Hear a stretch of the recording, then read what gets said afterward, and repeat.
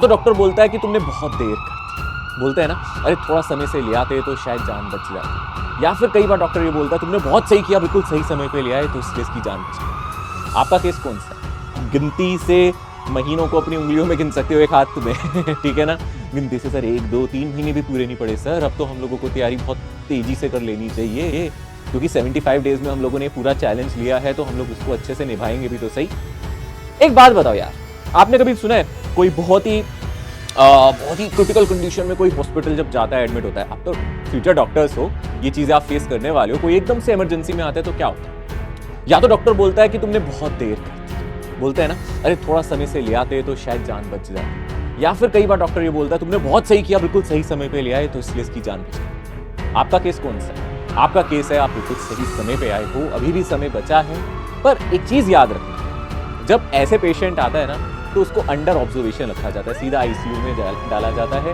क्योंकि under observation रखना जरूरी है, क्योंकि अब हालत बहुत क्रिटिकल है भाई। वैसी हालात हमारे भी हैं। इस बैच में भी जो बच्चे मुझसे पढ़ने वाले हैं, इनमें से कुछ बच्चे वो हैं जो सिर्फ रिवीजन करने आए हैं, कुछ बच्चे वो हैं जो शायद पढ़ चुके हैं पर वो कॉन्फिडेंस नहीं आ रहा। ऐसा कोई नहीं है जिसने कुछ भी नहीं पढ़ा। ये तो बकवास बात है कि नहीं मैंने सर कुछ भी नहीं पढ़ा। पढ़ा होता है, ये कहो कि सर पढ़ा है पर कॉन्फिडेंस नहीं है, हमने क्वेश्चंस नहीं किए, शायद मैंने टेस्ट नहीं दिए, सर हो नहीं पाते हैं क्वेश्चंस। हाँ, ये केस है। तो आपका केस बहुत कॉम्प्लिकेटेड है, और कॉम्प्लिकेटेड केसेस में क्या होता है, थोड़ी डोसेज एडवांस वाली डोसेज आती हैं, थोड़े से दवाइयाँ भी हम लोग अच्छी वाली देते हैं ना, जब डॉक्टर अंडर ऑब्जर्वेशन रखते हैं, ठीक है ना, प्रॉपर उनका ट्रीटमेंट होता है।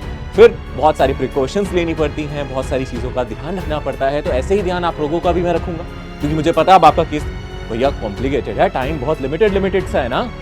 अब ऐसे में हम वो ट्रीटमेंट नहीं देंगे जो एक नॉर्मल एडमिट होने वाले पेशेंट को दिया जाता है। तो अब आप मेरे यहाँ एडमिट हो गए हैं, तो मेरे लिए आप मेरे खजूर जो यहाँ पे सेशन में आ रहे हैं, उन लोगों को मैं ज़रूर बताऊंगा कि मैं आपका ध्यान रखूंगा। बट यहाँ पे वो स्ट्रेटेजी नहीं होगी जो नॉर्मल बैचेस में होती है। नंबर ऑफ लेक्चर्स उतने नहीं लिए जाएंगे जो नॉर्मल लेक्चर्स होते हैं, इतना तो टाइम नहीं है ना। अब आप मुझे कंपेयर करो कि सर आपने तो 2 लेक्चर में सब पढ़ा दिया, आपने तो ये करा दिया, आपने तो वो करा दिया, उस वाले टीचर ने तो ये पढ़ाया था, वो तो नहीं हो पाएगा, क्योंकि आपका केस उससे अलग है। बात समझ में आ रही है? ऐसे में पेशेंट क्या करता है, डॉक्टर जैसा तुम कहो वैसा कर लेंगे, तो तुम्हें भी मुझ पे भरोसा रखना पड़ेगा ना, और रखना बहुत जरूरी है। तुम्हें मुझ पे, मुझे तुम पे भरोसा है तो तुम्हें मुझ पे भी रखना पड़ेगा ना।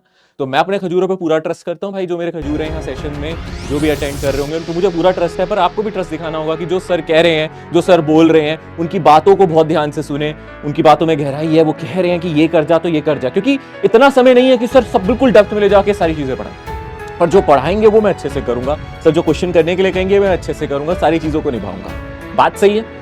तो मैं आप लोगों के साथ आज जो डिस्कस करने वाला हूं, आप लोगों को पता है, वो बेसिक मैथ्स है। अब बेसिक मैथ्स डायरेक्टली क्वेश्चन थोड़े ना आते हैं नीट में। हाँ, हर चैप्टर में बहुत सारी बेसिक मैथ्स भरी होती है, भर के जो कैलकुलेशन है वो यहाँ से बनती है।